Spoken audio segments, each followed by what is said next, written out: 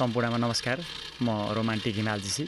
म यति बेला गुल्मी जिल्ला माले गाउँपालिका वडा नम्बर 8 किसनटारी आएको छु, जहाँ हाम्रो दाजु विगत लामो समयदेखि यही पेसा गर्दै आउनुभएको छ। उहाँले फलामबाट बन्ने सम्पूर्ण औजारहरू कोदाला, हँसिया, बन्चारा, दाबु, चक्कु लगायत सम्पूर्ण गाउँघरमा प्रयोग हुने सम्पूर्ण फलामबाट बन्ने भाँडाकुँडाहरू असाध्यै राम्रो बनाउँदै आउनुभएको छ।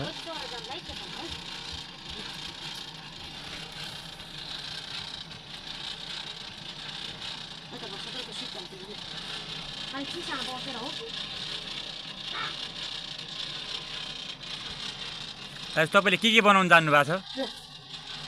हजुर हजुर हजुर हजुर। यस यहाँ तपाईँले यो व्यवसाय गर्न लागेको कति वर्ष भयो? 6 वर्ष भयो। तपाईँको घर यही नै यहीँ हो कि कहीँबाट तपाईँ यहाँ बसेर आउनुभयो? हजुर, भुजुङबाट यहाँ आएर यो 6 वर्ष भयो यो व्यवसाय सञ्चालन गर्नुभएको होइन? पहिला तपाईँले भुजुङमा पनि यही व्यवसाय यही नै थियो?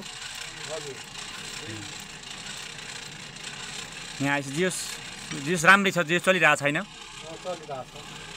यहाँ लगभग कहाँबाट लगभग तपाईँहरूकोमा भाँडा बनाउन भनेर कहाँबाट आउनुहुन्छ लगभग? हजुर, लगभग पाइपर्ने लगभग यहाँको नजिकको क्षेत्रबाट सबै आउनुहुन्छ होइन? कोही जप्नी बनाउने, कोही पुराना भाँडाहरू नयाँ भाँडाहरू बनाउने पनि आउनुहुन्छ होइन? धेरै जसो यो भिडियोलाई अन्तिमसम्म हेर्नु होला, लाइक र सब्सक्राइब गरिदिनु होला।